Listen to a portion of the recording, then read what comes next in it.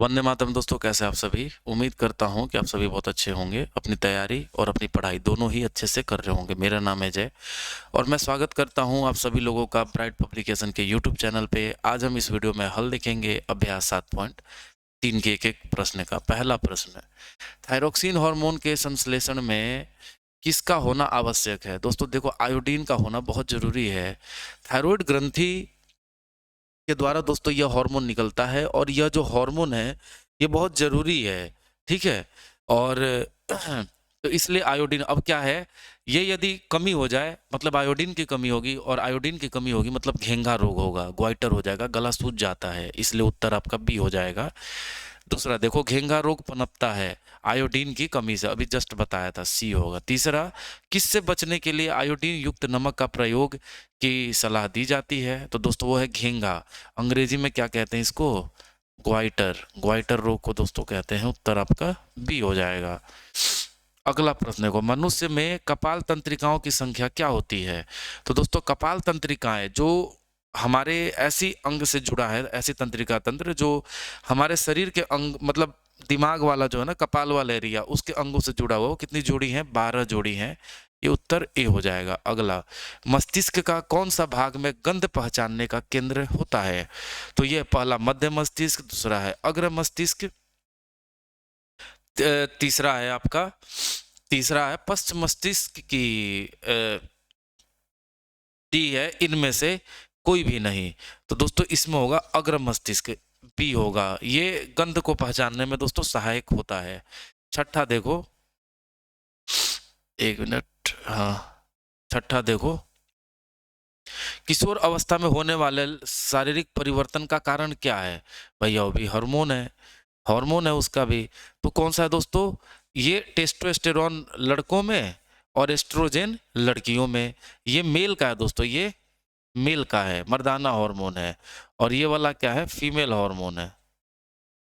तो उत्तर इसका क्या हो जाएगा, डी, ए एंड बी दोनों। सातवां देखना, रक्त में शर्करा का स्तर नियंत्रित करता है कौन सा, रिलैक्सिन। ये दोस्तों हार्मोन होता है कि जब बच्चा पैदा होता है उस समय से संबंधित है। तो शर्करा का स्तर, जब हम खाना खाते हैं तो खाना, शर्करा मतलब चीनी मत समझो, जो रोटी खाते हैं उसमें कार्बोहाइड्रेट है और वो भी शुगर का ही प्रकार है। तो जो ये हमारे क्या है, खून में एक सीमा तक होना चाहिए, उससे ज़्यादा होगा तो दोस्तों इसको क्या है, बाहर करना पड़ता है, या हमारे शरीर में वो चर्बी बन के रहता है, ग्लाइकोजेन के रूप में परिवर्तित करके हमारे लीवर में देते हैं। और यदि फिर भी ज़्यादा होता है तो उसको वसा के रूप में हमारे पेट में केंद्रित किया जाता है, इसलिए मोटापा बढ़ता है। तो दोस्तों रक्त का जो शर्करा है उसका स्तर नियंत्रित करने के लिए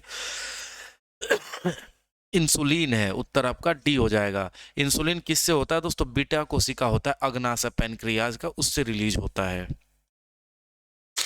एंड्रोजन क्या है, एंड्रो का मतलब ये होता है मेल, नर हार्मोन है ये। नवा देखो, टेस्टोस्टेरोन स्रावित होता है दोस्तों, वो वृषण से ही स्रावित होता है। तो 9 का उत्तर आपका क्या हो जाएगा, 9 का उत्तर हो जाएगा ए। ठीक है। मनुष्य के शरीर की सबसे बड़ी ग्रंथि दोस्तों कौन सी है। तो सबसे बड़ी ग्रंथि दोस्तों क्या है, वो है लीवर। यानी कि 10 का जो है उत्तर आपका डी हो जाएगा। अगला देखो, निम्न में से कौन पिट्यूटरी ग्रंथि से निकलने वाला हार्मोन है।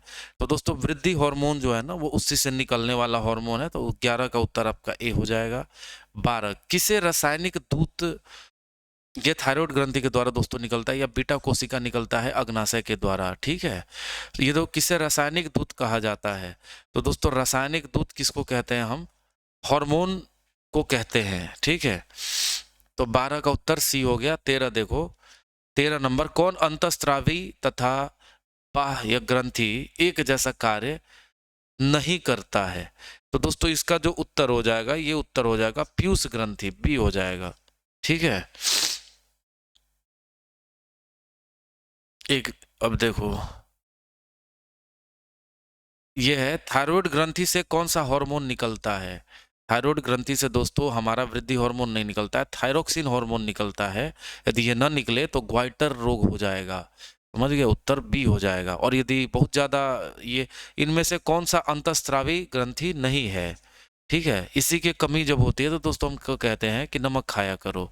कौन अंतःस्रावी ग्रंथि नहीं है, तो दोस्तों इसमें देख लो आप, एक मिनट, हाँ, कौन सी अंतःस्रावी ग्रंथि नहीं है, पिट्यूटरी है कि थायराइड है कि वृषण है कि फिर आपका ये यकृत है।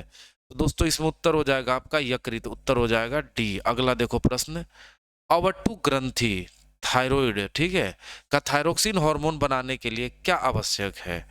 तो दोस्तों वो चाहिए आयोडीन, लेकिन आयोडीन ऑप्शन में नहीं है, इसलिए उत्तर इसका डी हो जाएगा। इनमें से कोई नहीं। 17 इंसुलिन की कमी से होता है दोस्तों कौन सा? बौनापन ना, घेंघा नहीं, मधुमेह होता है, सी शुगर, शुगर। 18 नंबर देखो, एक मिनट यार, 18 नंबर, निम्न में से किसे बर्थ हार्मोन कहा जाता है? टायरोसिन की ऑक्सीटोसिन की थायरोट्रोपिन या इंसुलिन? बर्थ हार्मोन दोस्तों यह तो नहीं कहलाएगा। 18 का उत्तर हो जाएगा आपका ऑक्सीटोसिन। दोस्तों यही बर्थ हार्मोन भी कहते हैं। अगला देखो, कार्पोस लुटियम में स्रावित हार्मोन कौन सा है? तो दोस्तों ये जो होता है आपका, ये कार्पस लुटियम में प्रोजेस्ट्रॉन होता है, उत्तर आपका बी हो जाएगा। अगला, किशोर अवस्था में होने वाले शारीरिक परिवर्तन का कारण क्या है? एस्ट्रोजेन भी है और टेस्टोस्टेरोन दोनों, ये मर्द में है और ये क्या है? मेहरारू में, मतलब फीमेल में। ये क्या है? ये फीमेल में है, इसलिए उत्तर आपका क्या हो जाएगा? डी हो जाएगा उत्तर। 21 नंबर, निम्न में कौन पुरुष हार्मोन है? एड्रेनलिन है, ठीक है, यही आपका दोस्तों, या टेस्टोस्टेरोन है? दोस्तों देखो ये टेस्टोस्टेरोन है, ठीक है, यही आपका उत्तर होगा। ये पुरुष का हार्मोन यही कहा जाता है, ठीक है, इसका सी होगा, ये नहीं होगा। यह भी होता है लेकिन ये महिलाओं में भी पाया जाता है, ऐसा नहीं है। एंड्रोजेंस स्त्रावित होता है अंडाशय से कि वृषण से, कि ग्रहणी द्वारा कि अमाशय से? तो दोस्तों ये क्या है? 22 का उत्तर आपका वृषण होगा, बी होगा। अगला देखो, रुधिर चाप नियंत्रित होता है, तो देखो रुधिर चाप दोस्तों एड्रिनल ग्रंथि जो है नियंत्रित करने का कार्य करता है। 24 नंबर, रक्त में शर्करा का स्तर नियंत्रित करता है इंसुलिन, जो कि अग्नाशय के बीटा कोशिका के द्वारा निकलता है। अगला देखो 25, अग्नाशय में कौन सा हार्मोन स्रावित होता है? अग्नाशय में इंसुलिन निकलता है, डी होगा उत्तर।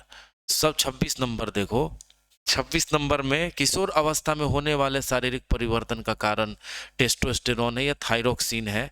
तो दोस्तों यह भी है, यह भी है, उत्तर यानी कि डी हो जाएगा, ठीक है। ये थायरोक्सिन नहीं होगा, एस्ट्रोजेन होगा, यानी उत्तर ए एंड सी हो जाएगा। ओके, सबसे छोटी अंतःस्रावी ग्रंथि कौन सी है? एड्रीनल है, नहीं दोस्तों, यह 27 का उत्तर क्या होगा? पीनियल होगा, पीनियल ग्रंथि, यही सही उत्तर है। 27 का उत्तर हो गया सी। तो दोस्तों यह था हल, हमने नियंत्रण एवं समन्वय, इसमें देखो ज़्यादा समझने वाला चीज़ था ही नहीं, इसलिए जल्दी जल्दी मैंने बता दिया। जो समझने वाली चीज़ें होंगी वहाँ पर मैं बहुत समय देता हूँ, तो समझने वाली ज़्यादा चीज़ें थी नहीं, ये रटने वाली चीज़ें हैं, इसलिए जल्दी जल्दी हो गया। अब मिलते हैं दोस्तों अब हम अगले हल में, तब तक के लिए जय हिंद, वंदे मातरम।